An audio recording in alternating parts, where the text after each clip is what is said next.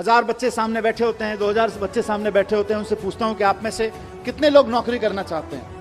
99.1%, 99.9% बच्चे तक कहते हैं साहब हम नौकरी करना चाहते हैं। मेरा सवाल हर जगह यही होता है कि अगर हमारे स्कूलों से निकलने वाले 99.9, 100% बच्चे अगर नौकरियां ढूंढते रहेंगे तो फिर नौकरियां देने वाले कहां से आएंगे? अगर हम सिर्फ अपने स्कूलों से नौकरियां ढूंढने वाले लोग पैदा करेंगे तो नौकरियां देने वाले लोग कहां से आएंगे? कोई भी प्रोडक्ट खरीदना हो लोग अमेज़न पे खरीदते हैं। हमारे यहाँ का लड़का उसको चलाता है, मेहनत करके उसका सॉफ्टवेयर बनाता है, हमारे आईआईटी से निकला हुआ। हमको खाली तनख्वाह हाथ में आती है देश को, देश की इकोनॉमी को, और अमेरिका को, सारी दुनिया के जितने भी लोग उससे अमेज़न को यूज करके कुछ खरीद रहे हैं, उसका सारा प्रॉफिट अमेरिका में चला जाता है। फिर हम कैसे उम्मीद करें कि अमेरिका के मुकाबले हमारी देश की इकोनॉमी बढ़ेगी? देश की इकोनॉमी को जॉब सीकर्स आगे नहीं बढ़ाते हैं, देश की इकोनॉमी को जॉब प्रोवाइडर्स आगे बढ़ाते हैं। दोनों चीजों में, इकोनॉमी के पॉइंट ऑफ व्यू से भी और जॉब के पॉइंट ऑफ व्यू से भी। और इसको गांठ बांधने में चाहता हूं सारे प्रिंसिपल, सारे टीचर्स, हमारे जितने साथी हैं। जिस वक्त हम देशभक्ति की बात करते हैं ना, कि जब दुश्मन की सेना सामने खड़ी हो तो देश के लिए जान देना देशभक्ति है, लेकिन जब बेरोजगारों की सेना सामने खड़ी हो तो देश के लिए नौकरियां देना देशभक्ति है। आप अपने स्कूलों से देशभक्त पैदा करें। हम खूब 15 अगस्त मनाएं, खूब 26 जनवरी मनाएं, अपने लड़के लड़कियों को तैयार करें देश के लिए जान देने के लिए, लेकिन साथ साथ अपने लड़के लड़कियों को तैयार करें देश को नौकरियां देने के लिए। क्योंकि नौकरियां नहीं रहेंगी तो जितने सुसाइड देश भर में हो जाते हैं उससे कम लोग बॉर्डर पे मारे जाते हैं। अगर बाप बॉर्डर की बात करें तो अभी दुश्मन की सेना से जो खतरा है वो तो होता ही है, किसी भी मुल्क को होता है, लेकिन सबसे ज्यादा खतरा देश के नौजवानों को आज बेरोजगारी से है। और बेरोजगारी का मुकाबला करने के लिए हमें देशभक्त पैदा करने पड़ेंगे, ऐसे देशभक्त पैदा करने पड़ेंगे जो हजारों हजारों लोगों को नौकरियां दे सके। हम चाहते हैं कि बच्चे का डर निकले, हम चाहते हैं कि बच्चे के अंदर कुछ नया करने की, कुछ बड़ा करने की हिम्मत पैदा हो। और अगर बड़ा करने की, नया करने की, कॉन्फिडेंस के साथ क्रिएटिव तरीके से करने की हिम्मत पैदा होगी तो ना सिर्फ ये अपने लिए बल्कि हजारों हजार लोगों के लिए और नई नई नौकरियां क्रिएट करते रहेंगे। 10 साल में 50,000 नौकरियां क्रिएट करना छोटी बात नहीं है। देश की सारी सरकारें मिलकर 10 साल में 50,000 नौकरियां क्रिएट नहीं कर सकती हैं जितना एक लड़के ने खड़े होकर करके दिखा दिया। या एक छोटे से मतलब क्या, आईआईटी के ग्रेजुएट ने 10 साल के अंदर अंदर खड़ी करके 3-4 लड़के मिले, ये लोगों ने करके दिखा दिया। सारी सरकारें मिलकर उतनी नौकरियां नहीं पैदा कर सकती। कितनी पोजीशन क्रिएट करोगे आप सरकारों में? कंपनियां, एग्जिस्टिंग कंपनियां कितनी पोजीशन क्रिएट करोगे? वहां से नहीं निकलेंगी, नया सोचने से, बड़ा सोचने वालों की निकलेंगी। और आज अनफॉर्चुनेटली जो बहुत बहुत बड़ी कंपनियां हैं, मल्टीनेशनल कंपनियां हैं, उनमें जॉब्स बढ़ने वाले नहीं हैं। वहां तो जॉब्स बड़े बड़े लोगों को आईआईएम से निकलने के बाद, आईआईटी से निकलने के बाद इसलिए दिए जा रहे हैं कि भाई हम आपको 5 लाख रुपए का पैकेज देंगे, आप ऐसा करो कि हमारे यहां से 5,000 लोगों की रिक्वायरमेंट कम कर दो। ऐसा काम करके दिखाओ। तो बड़ी कंपनियों में जॉब्स नहीं निकलेंगे। बहुत बड़ी बड़ी कंपनियां जो मल्टीनेशनल कंपनियां हैं उनमें ज्यादा जॉब नहीं निकलेंगे। वहां तो इसी काम के लिए है। और सबसे बड़ी चीज, नया। आज की तारीख में मार्केट में जो नौकरियां हैं उनके लिए तो हमें बच्चों को तैयार करना ही करना है, लेकिन साथ साथ ऐसी नौकरियां जो आज की तारीख में एग्जिस्ट नहीं करती हैं उनके लिए भी बच्चों को तैयार करना है। और दूसरी चीज ये भी है कि सिर्फ नौकरी देना नहीं है, आप इसको देश के पॉइंट ऑफ व्यू से देखिए। आप सोच के देखिए कि किसी स्कूल में पढ़ते होंगे, वहां से निकल के उसी माइंडसेट के साथ की नौकरी करनी है, जाके अमेरिका की एक बड़ी कंपनी में नौकरी कर ली। अब नुकसान क्या होता है?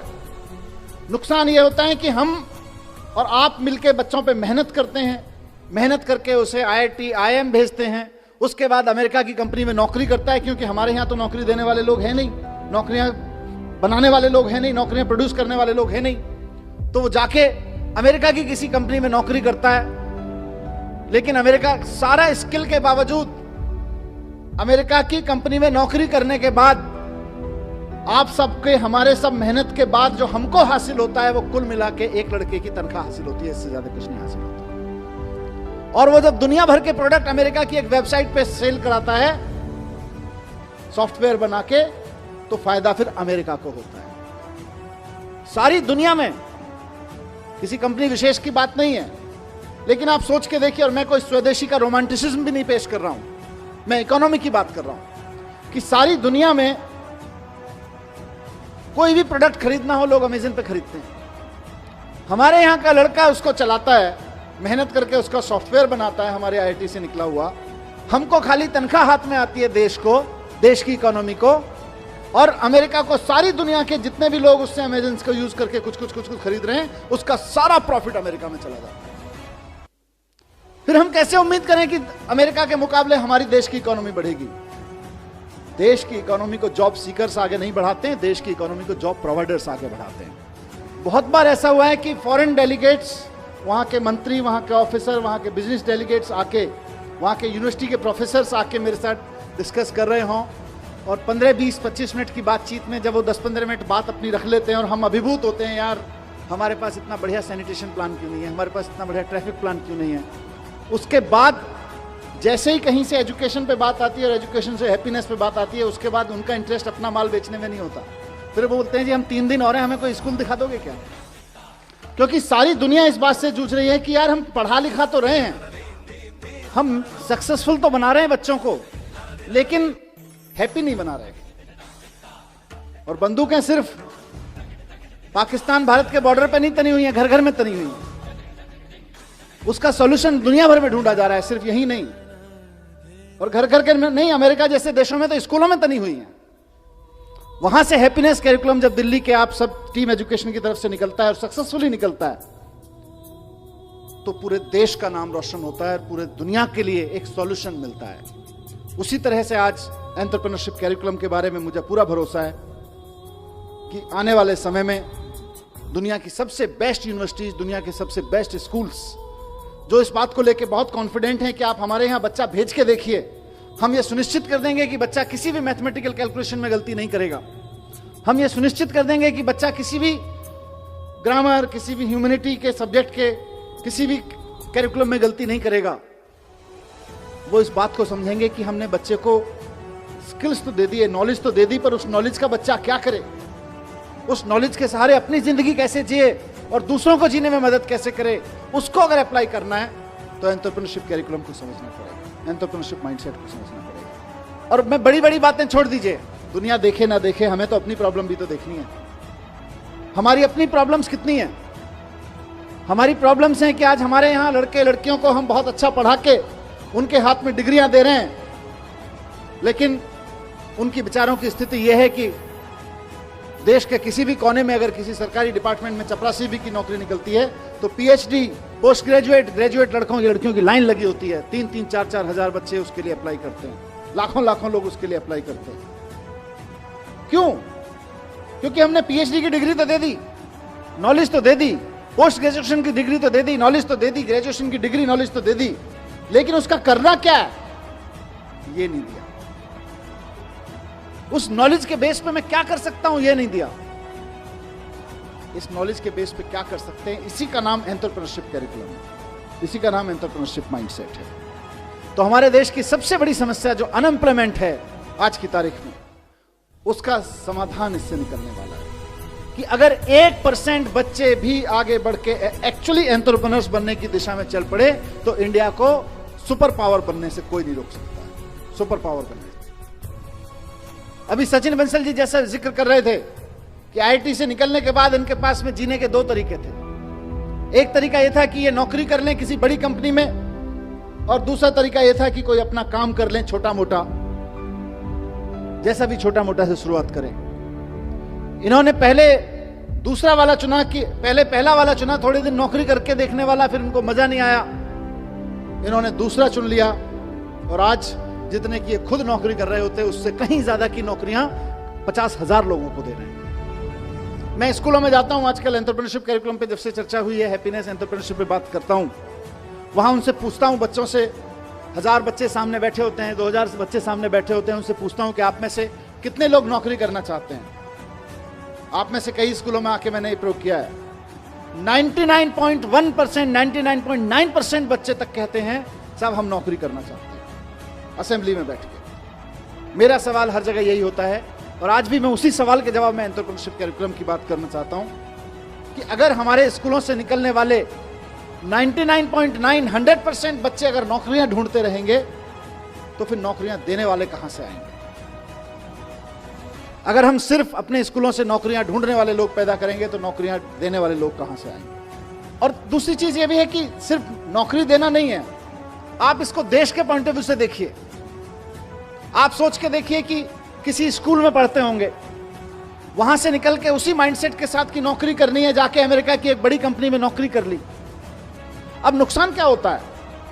नुकसान ये होता है कि हम और आप मिलके बच्चों पे मेहनत करते हैं, मेहनत करके उसे IIT IIM भेजते हैं, उसके बाद अमेरिका की कंपनी में नौकरी करता है, क्योंकि हमारे यहाँ तो नौकरी देने वाले लोग हैं नहीं, नौकरियां बनाने वाले लोग हैं नहीं, नौकरियां प्रोड्यूस करने वाले लोग हैं नहीं, तो वो जाके अमेरिका की किसी कंपनी में नौकरी करता है।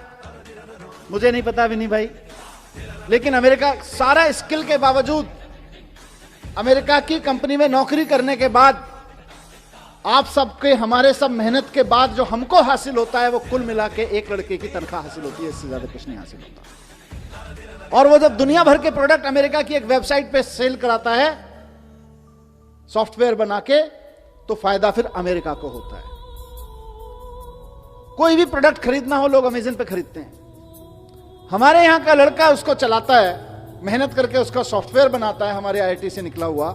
हमको खाली तनख्वाह हाथ में आती है देश को, देश की इकोनॉमी को, और अमेरिका को सारी दुनिया के जितने भी लोग उससे अमेज़न को यूज करके कुछ खरीद रहे हैं, उसका सारा प्रॉफिट अमेरिका में चला जाता है। फिर हम कैसे उम्मीद करें कि अमेरिका के मुकाबले हमारी देश की इकोनॉमी बढ़ेगी? देश की इकोनॉमी को जॉब सीकर्स आगे नहीं बढ़ाते हैं, देश की इकोनॉमी को जॉब प्रोवाइडर्स आगे बढ़ाते हैं। अगर हमको भारत को एक इकोनॉमिक सुपर पावर बनाना है, भारत की इकोनॉमी को लेकर हम कुछ सपना देखते हैं कि हमारा देश भी अमीर हो, तो सबसे पहले ये सुनिश्चित करना पड़ेगा कि हमारे देश का ब्रेन हमारे देश की इकोनॉमिक पावर बनाने में लगे। अभी हमारा देश का इकोनॉमिक ब्रेन अमेरिका और यूरोप के देशों को इकोनॉमिक पावर बनाने में लगा हुआ है। और मैंने कहा सिर्फ नौकरियां नहीं, सिर्फ बिजनेस नहीं, नौकरियां भी करें तो प्रोफेशनल अप्रोच के साथ करें, कि हिम्मत हो तो एक तांगे वाले से दुनिया के सबसे बड़े मशहूर मसाले वाले के रूप में भी जिंदगी जी जा सकती है। तांगे वाले से जिंदगी शुरू करके, सियालकोट से आके आपने भारत में एक तांगे वाले का काम शुरू किया, और तांगे वाले से लेके आज हम में से कौन नहीं जानता है इनको, इनके प्रोडक्ट कौन नहीं यूज करता है, दुनिया के किस मुल्क में इनके प्रोडक्ट यूज नहीं हो रहे हैं, कितने हजारों लाखों लोगों को इनके वजह से नौकरियां नहीं मिल रही हैं, डायरेक्ट और इनडायरेक्ट तरीके से। आप सोच के देखिए, ऑलमोस्ट कोलैप्स होने के कगार पे खड़ा हुआ एक परिवार हिम्मत से खड़ा होता है, और जब हिम्मत से खड़ा होता है तो सिर्फ बड़ा करता है, नया करता है, और ऐसा करता है कि हजारों लड़के लड़कियों को उससे नौकरियां मिलने लगती हैं। IAS बनो तो उसमें भी एंटरप्रेन्योरशिप माइंडसेट चाहिए। आप एजुकेशन ऑफिसर बनो तब भी एंटरप्रेन्योरशिप माइंडसेट चाहिए। आप एक स्कूल के प्रमोटर बनो, आप प्रिंसिपल बनो, आप 50 बच्चों के क्लास टीचर या सब्जेक्ट टीचर बनो, वहां भी एंटरप्रेन्योरशिप माइंडसेट चाहिए। जो शानदार काम कर रहे हैं और स्ट्रगल कर रहे हैं, वो एंटरप्रेन्योरशिप माइंडसेट के साथ कर रहे हैं। अंतर सिर्फ इतना ही है, उन प्रिंसिपल्स में एंटरप्रेन्योरशिप माइंडसेट है, उन टीचर्स में एंटरप्रेन्योरशिप माइंडसेट है। बहुत बहुत बधाई देता हूं कि हमारे लाखों बच्चे नया सोचें, बड़ा सोचें, भरोसे के साथ, हिम्मत के साथ सोचें, और रचनात्मक सोचें, क्रिएटिविटी के साथ सोचें।